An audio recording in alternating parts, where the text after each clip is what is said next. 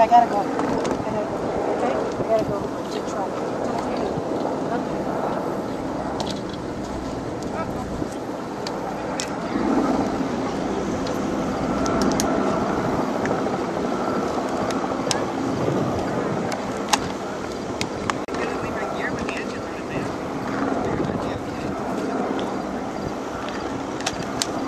You want to wait till after the 5 o'clock? No, I can do it. It's up to you. All right. Need some paper and pencil.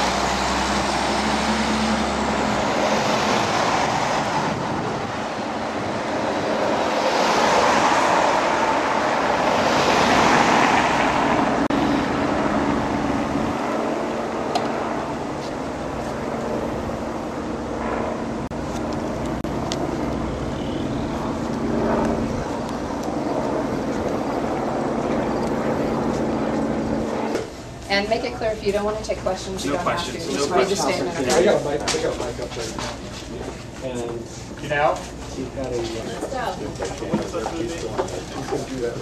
I'd like to read today a statement from Marie and from the family of Charlie. The man that did this today was not the Charlie I've been married to for almost 10 years. My husband was loving, supportive, thoughtful, all the things you'd always want and more. He was an exceptional father. He took the kids to soccer practice and games, played ball in the backyard, and took our 7-year-old daughter shopping. He never said no when I asked him to change a diaper. Our hearts are broken, our lives are shattered, and we grieve for the innocence and lives that were lost today. Above all, please pray. Pray for the families who lost children, and please pray too for our family and children. Thank you.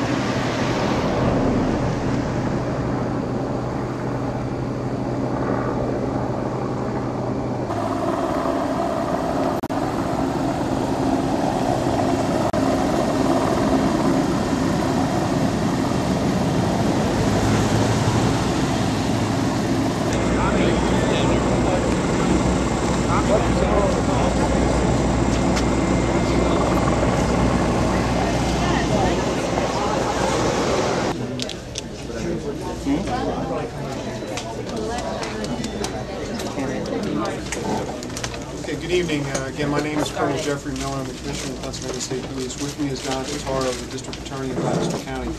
I just want to give you a little bit of an update on some things that have changed since the last time I was here. And then I'll take some short questions. Just raise your hand and we'll pick you out.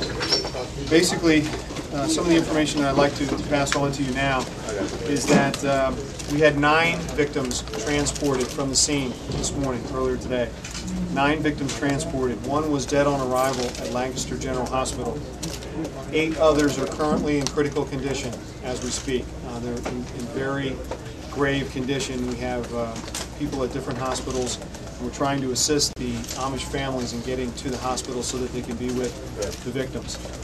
There were a total of 26 students in the school today. 26 students. 15 were male, 11 were female.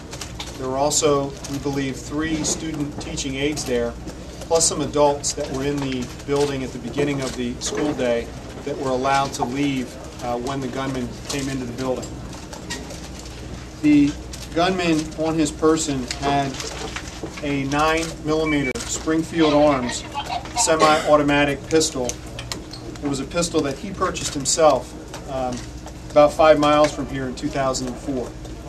He also was armed with a Browning Arms 12-gauge shotgun. He had as well a Ruger bolt-action 30-06 with ammo in the 30-06 case. Also with him was a black range bag, and in that bag we had approximately 600 rounds of ammunition. He had Hodgkin synthetic black powder, which is commonly used for reloading. He also had 2 cans of smokeless powder. In addition to that, he had a stun gun on his belt on the left side. It was the kind of stun gun that you have to actually physically make contact with a person to use it. In addition, he had 2 knives. He had a 5-gallon bucket with a change of clothes, toilet paper, earplugs. He had a box with various tools, including a hammer, a hacksaw, pliers, and wire. He also had a box with wire ties, eye bolts, and other assorted hardware. And he had rolls of clear tape. Some of the 2x6 and 2x4 boards that we recovered at the scene had eye bolts screwed into them. We believe he fired 3 shots from the 12-gauge shotgun that he had in his possession. At least one of those rounds came out towards our troopers when they were trying to breach the building. There were 13 rounds, we believe, he fired from the 9mm Springfield Arms semi-automatic pistol, and he also had a chance to reload that pistol, but in the next clip that he put in, there isn't very many rounds out, so we feel that he probably either fired one more and maybe fired one into his own skull. In speaking to the, let me just give you an update on the people that were taken out of here. Right now we have three females at Hershey Medical Center in critical condition. We have 1 at Lancaster General that was dead on arrival.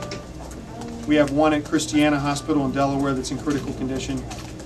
And at Children's Hospital Philadelphia, we have 4 female victims in critical condition.